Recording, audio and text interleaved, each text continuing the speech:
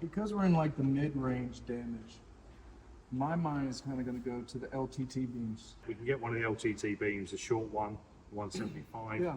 off. And the great thing about that, we can use the strength of this door panel next to it to do that pull. So what we're not doing a sort of concertina effect where we're getting the panel to sort of compress against itself. We're using a strong area next door to get this panel, and it's going exactly the way we want it to go. We're pulling it back this way. There's a ton of power you can get through those LTT beams. Hence why we had to put the tension gauge on there, because I don't think people were realising just how much tension you're getting. we were getting. So we'll actually have a look at how much this corner shifts over once those It does look like this crown really wasn't moving. Right? Oh yeah, absolutely. I mean, you can see just how sharp and severe that was, and it was sat up here. Just 2 pulls. That's the that's the great thing about it, and not 2 over pulls. We've stopped way short. We've taken everything off. This crown was running all the way up into here. This was a really concentrated harsh low. This crown was up the top here, and it was huge and gnarly.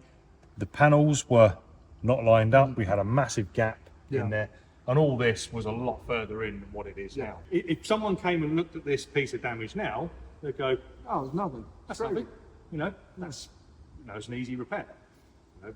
Bit of cold glue down the bottom there. We get all that working, all that moving. This is probably the worst part now, but we've made that happen. Yeah, like squaring everything out by 2 pulls. Yeah. In the right place. And just goes to show you guys that always, they comment, maybe they're not educated on glue pull repairs, so I can see where they're coming from, but they'll say right out the gate, glue cannot pull that edge. Yeah. We'll address this corner here. We'll set some LTT beams up, and we'll start looking at this crown. Let's get into some lateral tension.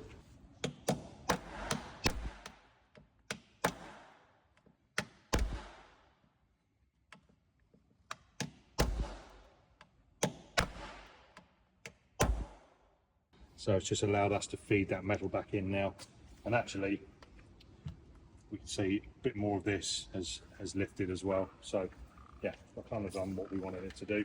So now we'll set the LTT beams up and we'll get working on this top part. Because this vehicle's got quite a severe body line, all we had to do is just give our tabs a little bit of extra heat and just bend them. That's the great thing about these blue nylon tabs. They are very malleable. So they have been adjusted, and we set everything up with the tension gauges as close to this setup end as we possibly can. Just got a bit of slack in there. It's just sitting up the tension gauge a little bit.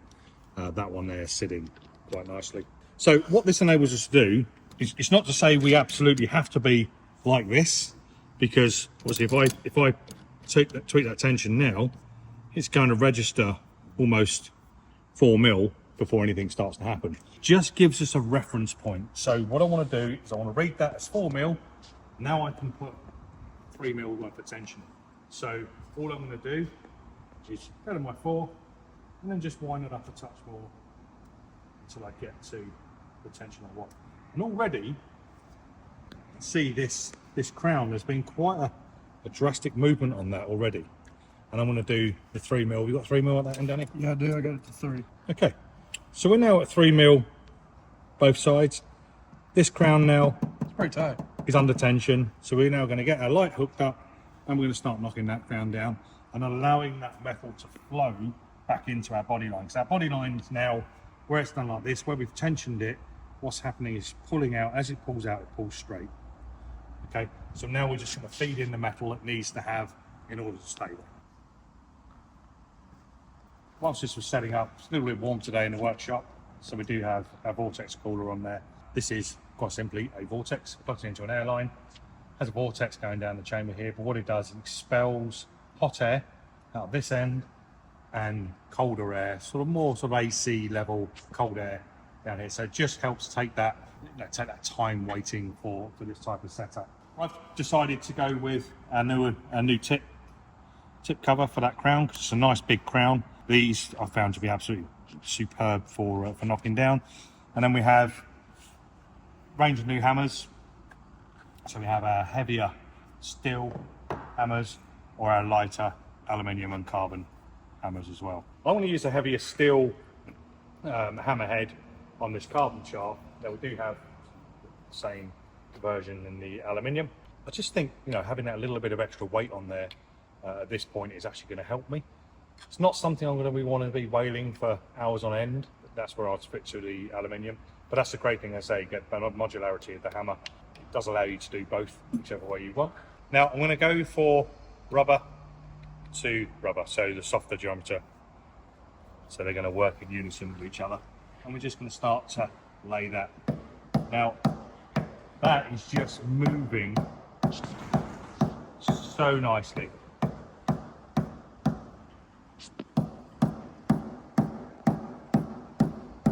Got a little bit of extra weight in there, so it's allowing that metal to flow down nicely. Have you noticed I'm not hitting crazy hard on there because I don't need to force the metal to do something. I've got my tension on, everything's working in unison with each other. So what we don't want to do, if we start whacking, that's when you start to get the divots appearing. It may seem like a quicker thing to start with, but there's a lot of extra residual work we have to do at the end. So just allow it to flow nicely.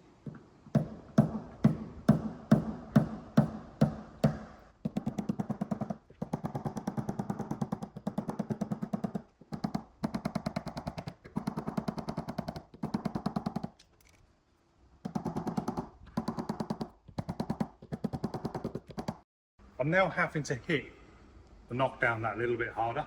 That tells me I'm starting to lose my tension. What's going to happen is now the crown's going to start flowing up, sideways, down, it's going to flow everywhere.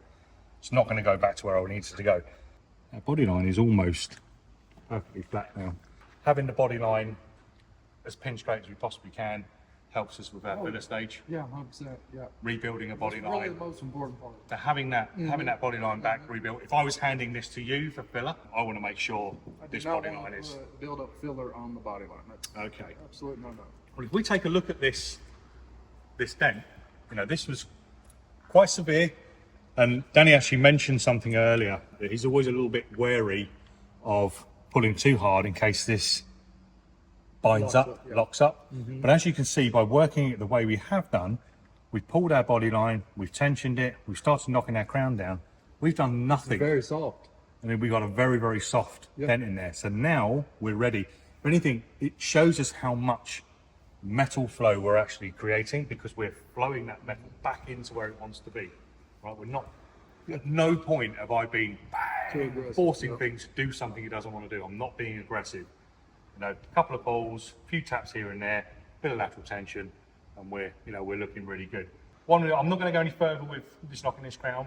We'll set up a little tab in there, get that moving, and then we can start bringing that crown down again. We can, if we want, you know, we can reduce. I like to do this periodically.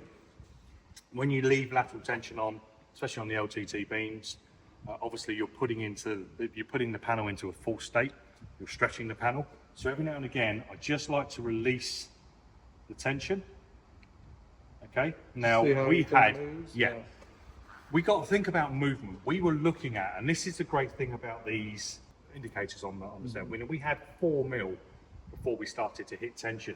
So let's see what we've got now. So we had 4 mil on this gauge. No tension, no tension. You can just see it's starting to bite to tension now. With 5 mil. So we've gained an extra mil. So we've closed everything up, stretched everything out, that 1 mil, you know. So what we've done, and we put 3 mil of tension on this, we tapped down our crowns, and we've gained a millimeter of material back. There's your piece of sheet metal. I'm going to move that, you know, hopefully somewhere near a millimeter.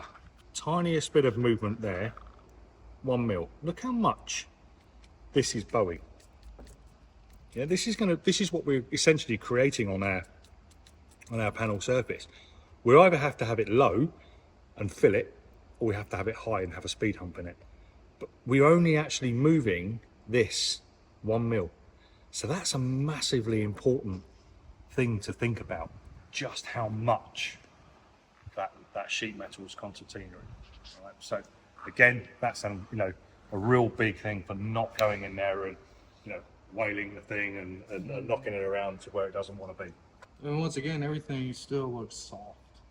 Nothing's locked up, everything's soft. Yeah, we started off with, you know, real tight hit here, real tight crown up here. This was awful.